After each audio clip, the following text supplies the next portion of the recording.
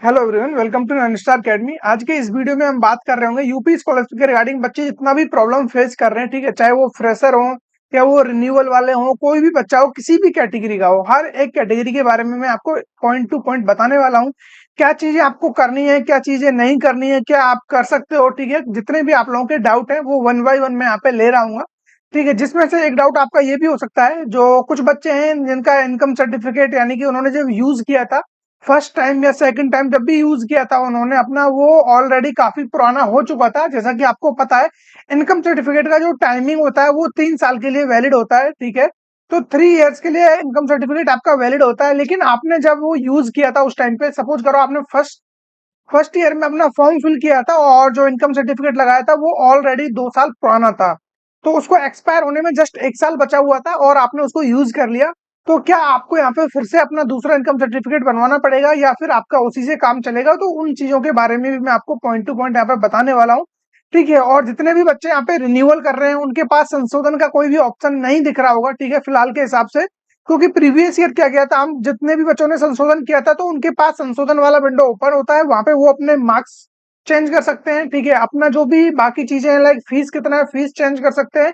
तो वो ऑप्शंस इस बार आपको देखने को नहीं मिल रहे हैं। डायरेक्ट आपको बस संस्था हेतु आवेदन पत्र प्रिंट करें, लास्ट वाला ऑप्शन आपके लिए मिल रहा है। और इससे पहले एक बार आपको एनपीसीआई के लिए भी ऑप्शन मिल जाएगा स्टार्टिंग में, ठीक है। सबसे पहले आपको एनसीपीआई पे ऑप्शन आएगा कि आप एनसीपीआई को सत्यापित करिए। जैसे ही वहां पे क्लिक करते हो, क्लिक करने के बाद आपका वो सत्यापित हो जाता है। देन नवीनीकरण हेतु आवेदन पत्र संशोधित करें, इस पे आपका ऑटोमेटिक टिक लग जाएगा। देन फोटो अपलोड करें पे ऑटोमेटिक टिक लग जाएगा। और जांच हेतु आवेदन पत्र प्रिंट करें, तो इसकी कुछ नीड यहाँ पे है नहीं, क्योंकि आप लोगों ने ऑलरेडी सब कुछ जांचा हुआ है जब आपने प्रीवियस ईयर में अपना फॉर्म फिल किया था। देन संस्था हेतु आवेदन पत्र प्रिंट करें, ये ऑप्शन आपको वहां पे शो कर रहा होगा। और जैसे ही आप इस पे क्लिक करते हो, इस पे क्लिक करने के तुरंत बाद ही आपकी जितनी भी डिटेल्स है वो सबमिट हो जाती हैं, जो कि प्रीवियस ईयर की थी। और जितने भी बॉक्स है उन सभी पे आपका यानी कि टिक लग जाएगा। देन आप यहाँ पे प्रिंट आउट भी इसका ले सकते हो और आपका फोटो वगैरह यहाँ पे सब कुछ शो हो जाएगा। अब किसी केस में हो सकता है कि आपका जो फोटो है यानी कि प्रोफाइल पिक्चर है वो यहाँ पे शो ना हो, तो उससे बिल्कुल भी टेंशन नहीं लेना है, ठीक है। आपका क्यूआर कोड वगैरह यहाँ पे डिस्प्ले हो जाएगा, सफिशिएंट है, कोई इश्यू नहीं है। आपकी डिटेल्स वगैरह आ जाएंगी। और डिटेल्स ऐसा नहीं है कि आपकी यहाँ पे इस बार क्या आएंगी, डिटेल्स आपकी सारी पुरानी ही आएंगी। और यहाँ पे जो ऑप्शन आपको देखने को मिलेगा डिटेल्स में, जिसको आप पता लगा सकते हो कि यहाँ पे कुछ चेंज हुआ है नहीं, वो सिर्फ आपको ये देखने को मिल सकता है। जैसे कि आपका 4 साल का कोर्स है, ठीक है। तो 4 साल के कोर्स में से जब आप यहाँ पे देखते हो, जैसे कि फर्स्ट ईयर में आपने अप्लाई किया था तो 1/4 इस तरीके से लिखा हुआ होता है। सेकंड ईयर में आते हो तो आपका वहां पे 2/4 हो जाता है। और अब लास्ट ईयर में, फाइनल ईयर में, जिसमें भी आपने अप्लाई किया है, तो वो नंबर बढ़ के आपका इंक्रीज हो गया होगा। सपोज लास्ट ईयर है तो 4/4 वो हो गया होगा, ठीक है। तो ये चेंज आपको देखने को मिल जाएगा। बाकी जो डिटेल्स है वो एज इट इज ही रहने वाली है। आपका जो भी डेटा आप लोगों ने डाला हुआ है, जो भी आपकी क्वालिफिकेशन वगैरह, सब कुछ इतना ही रहेगा, एज इट इज रहेगा। अब क्वेश्चन ये है कि तो फिर जो भी हमारा प्रीवियस ईयर का जो भी मार्क्स हैं या फिर बाकी चीजें हैं, वो कहाँ से आएंगी और वो उनका जो भी प्रॉब्लम आएगी तो उससे कैसे डील करना होगा। तो इसके लिए मैं अभी आपको जस्ट बताने वाला हूँ। इन्होंने नोटिस भी डाला हुआ है, तो इस चीज की टेंशन अब आपको बिल्कुल भी नहीं लेना है।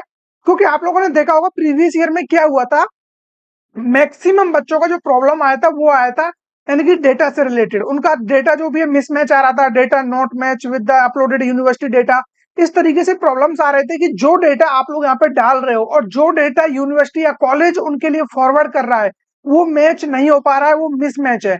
अब मिसमैच क्या होता है, देखिए सपोज करिए आप लोगों का सीजीपीए वगैरह मान लिखे चलिए 8.25 है, ठीक है। अब आप लोगों ने उसको 8.2 यहाँ पे डाल दिया अपने हैंड से, और कॉलेज के पास जब आपका डिटेल्स गई तो उन्होंने उसको क्रॉस चेक किया और उन्होंने उसको करेक्ट करके 8.25 कर दिया, क्योंकि उनके पास जो एक्चुअल डेटा है वो उन्होंने डाल दिया और आपकी तरफ से ये डेटा गया हुआ था। तो डेटा वहां पे कॉन्फ्लिक्ट हो गया और जो अब वहां पे डेटा पहुंचा है वो दो तरीके से जा रहा है, आपने अलग डाला है, कॉलेज अलग डाल रहा है, तो वहां पे वो डेटा मिसमैच का ऑप्शन आ जाता है। इस तरीके से इन्होंने अब इस चीज से छुटकारा पाने के लिए स्टूडेंट लेवल से इन चीजों को हटा दिया है बिल्कुल। अब कॉलेज लेवल से ही आपका डेटा फॉरवर्ड होगा।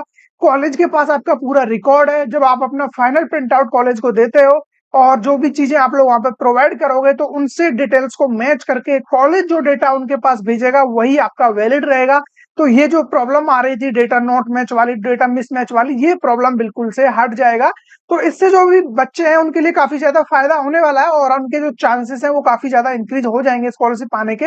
हालांकि मेरे अकॉर्डिंग जितने भी बच्चे मेरे से जुड़े हुए थे या हमारे यूट्यूब चैनल को फॉलो अप करते हुए आ रहे थे, उनका यानी कि मैक्सिमम बच्चों का स्कॉलरशिप आया। आप मान के चलिए 96% बच्चे जो मेरे साथ कनेक्टेड थे उन सभी का स्कॉलरशिप आया है। चाहे उनका कुछ प्रॉब्लम भी हुए थे तो मैंने उनको ऑन द स्पॉट वहीं पे ही सही कराया था, चाहे उनको वहां पे भेज के कराया हो या फिर उनके हैंड से कराया हो, कॉलेज की तरफ से कराया हो, जैसे भी कराया हो, लेकिन स्कॉलरशिप उनके बैंक अकाउंट तक पहुंच गया था।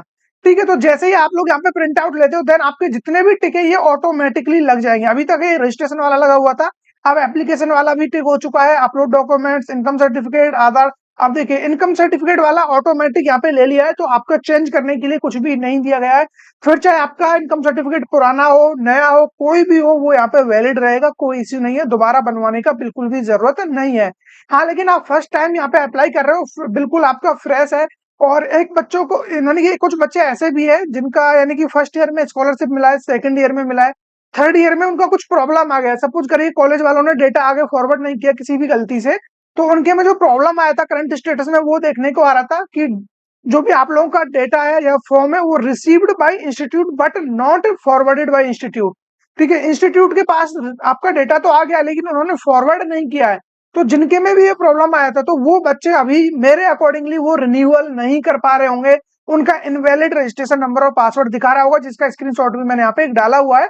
उससे आपको एक आइडिया लग जाएगा कि हाँ ये प्रॉब्लम भी बच्चों को आ रहा है और उसको भी मैंने इसमें इसीलिए कंसीडर किया हुआ है।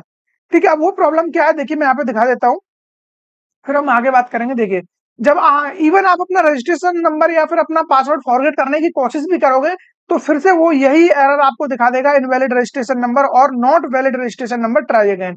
ठीक है, ये प्रॉब्लम किन का आ रहा होगा, जिन बच्चों का यानी कि डेटा कॉलेज की तरफ से प्रीवियस ईयर फॉरवर्ड नहीं किया गया था, उनको स्कॉलरशिप नहीं दिया गया। ठीक है, किसी भी रीजन वजह से उनका जो भी है वो फॉरवर्ड नहीं हो पाया, वो आगे प्रोसीड नहीं हो पाया। ठीक है, वो डिस्ट्रिक्ट लेवल तक नहीं जा पाया तो उनका ऑटोमेटिक कैंसिल कर दिया जाता है और आप उसको अगेन आगे रिन्यूअल नहीं कर सकते क्योंकि कॉलेज वालों ने तब फॉरवर्ड नहीं किया, तो अब वो क्यों करेंगे उस सेम डेटा को। ठीक है, तो आपको फिर से अपना रजिस्ट्रेशन करना पड़ेगा, आपको एज ए फ्रेश कैंडिडेट की तरह रजिस्ट्रेशन करना होगा। और अब जो इनकम सर्टिफिकेट नंबर आप डालोगे वो वैलिड वाला होना चाहिए, वो आपका यानी कि अंडर 3 ईयर वाला होना चाहिए। अगर वो एक्सपायर वाला हुआ तो डेफिनेटली आपको प्रॉब्लम यहाँ पे आकर होगा। ठीक है, तो ये चीज आप बिल्कुल समझ के रखना, इसीलिए मैंने ये क्वेश्चन भी रख दिया है, काफी बच्चों का डाउट था। तो आपको फ्रेश रजिस्ट्रेशन करना पड़ेगा और जिन बच्चों का स्कॉलरशिप आया था कोई प्रॉब्लम नहीं था तो उनको कोई भी इश्यू नहीं है, जस्ट एक क्लिक में ही आपका रिन्यूअल हो जा रहा है। बाकी चीजें कॉलेज के लेवल से देखी जाएंगी, कॉलेज उनको संभालेगा, वो किस तरीके से डेटा को भेजता है वो उनका हेडेक है, आपका कोई प्रॉब्लम यहाँ पे नहीं है। आपको जस्ट संस्था हेतु आवेदन पत्र प्रिंट करें पे क्लिक करना है, देन सारे टिक आपके ऑटोमेटिक एप्लीकेशन लॉक हो जाएगा, रिसीव्ड हार्ड कॉपी मिल जाएगा आपको और उसको जस्ट आपको कॉलेज में दे के आना है। बाकी जो भी डॉक्यूमेंट्स अटैच करके क्या क्या डॉक्यूमेंट्स लगेंगे वो भी फर्दर हम किसी वीडियो में डिस्कस कर लेंगे। और अभी जो आने वाला वीडियो होगा उसमें मैं आप लोगों को बताऊंगा इनकम सर्टिफिकेट से रिलेटेड और भी क्या क्या प्रॉब्लम्स आपके सामने आ सकते हैं। बाकी चीजें जो भी आप लोगों के डाउट्स हैं, रजिस्ट्रेशन करते समय क्या क्या प्रॉब्लम फेस कर सकते हो, हालांकि मैंने अभी एक दो बच्चे का रजिस्ट्रेशन किया है, कोई भी प्रॉब्लम नहीं आ रहा है, वेबसाइट प्रॉपर तरीके से चल रहा है। हाँ अगर कोई भी प्रॉब्लम लगता है तो आप वहां से बैक आकर के फिर से लॉगिन करके जाओगे तो वो स्टेप आपका इजीली आगे फॉरवर्ड हो जाएगा। ठीक है, कोई भी दिक्कत नहीं है। और अभी ऐसा नहीं है कि सब कुछ यहाँ पे हो गया है, मेन काम तब होगा जिस दिन आपका ये जो लिखा हुआ आ रहा है यहाँ पे आप पढ़ रहे होंगे, संबंधित विश्वविद्यालय एवं एफिलेटिंग एजेंसी द्वारा संस्था की मान्यता, पाठ्यक्रम, पाठ्यक्रम का वर्ष एवं अध्ययन वर्ग, ठीक है, वास्तविक छात्र संख्या की प्रमाणिकता को डिजिटल हस्ताक्षर से ऑनलाइन सत्यापित नहीं किया गया है। जिस दिन ये सत्यापित हो जाएगा उस दिन आपका ऑल यानी कि पूरा काम हो जाएगा। ठीक है, आपका पूरा काम यहाँ पे हो जाएगा, उसके बाद जस्ट आपको वेट करना है और कुछ दिन बाद जो भी शेड्यूल इनका दिया हुआ है उसके अकॉर्डिंगली आपका स्कॉलरशिप आ जाएगा।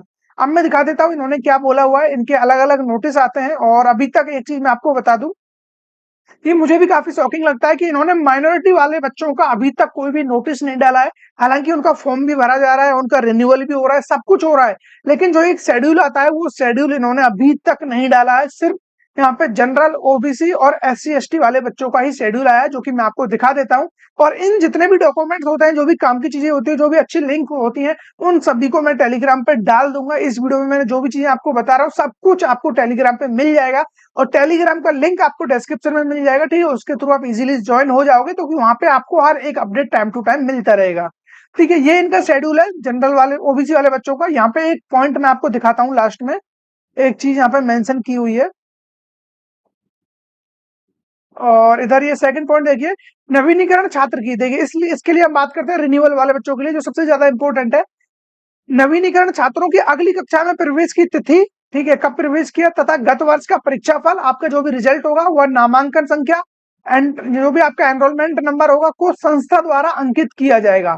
ये पॉइंट यहाँ पे कितना क्लियर तरीके से बोला हुआ है कि आप लोगों को डेटा नहीं भरना, ये सब कुछ जो भी है संस्था के द्वारा ही आपका डेटा आगे भेजा जाएगा या जो भी आगे फॉरवर्ड किया जाएगा। तो ये पॉइंट्स आप लोगों को यहाँ पे इन्होंने दिए हुए हैं हाईलाइट करके, तो इस चीज से आप लोगों को क्लियरली पता चल रहा होगा। और अगेन आप SC ST वाले सेक्शन में भी देख सकते हो, यहाँ भी इन्होंने क्लियरली बोला हुआ है, नवीनीकरण छात्रों की अगली कक्षा में प्रवेश की तिथि तथा गत वर्ष का परीक्षाफल व नामांकन एनरोलमेंट नंबर जो भी होगा आपका, वो कॉलेज के थ्रू ही या फिर संस्था के द्वारा ही अंकित किया जाएगा।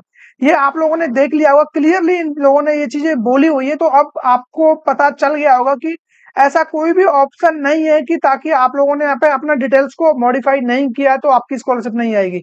100% आपकी स्कॉलरशिप आएगी, आप बिल्कुल निश्चिंत रहिए, ठीक है। और जो बच्चे यानी कि फ्रेशर है, फर्स्ट टाइम अप्लाई कर रहे हैं, फिर चाहे आप किसी भी ईयर में हो, जितना जल्द हो सके अपना एनरोलमेंट कर दीजिए। अभी साइट एकदम प्रॉपर तरीके से वर्क कर रही है, कोई भी इश्यू यहाँ पे देखने को नहीं मिल रहा है। बाकी जितने भी मैंने आपको नोटिस दिखाए हुए हैं, इन सबका लिंक या फिर PDF इनका टेलीग्राम में आपको मिल जाएगा, वहां से आप इजीली इनको रीड कर सकते हो। आई होप आप लोगों के जो भी डाउट्स थे वो सभी क्लियर हो गए होंगे। इसके अलावा कोई और डाउट है वो आप मुझे बता सकते हो, देन उसको मैं यहाँ पे कवर अप करने की कोशिश कर रहा हूँ। तो फिर मिलेंगे ऐसे किसी इंटरेस्टिंग टॉपिक के साथ, तब तक बने रहिए हमारे साथ।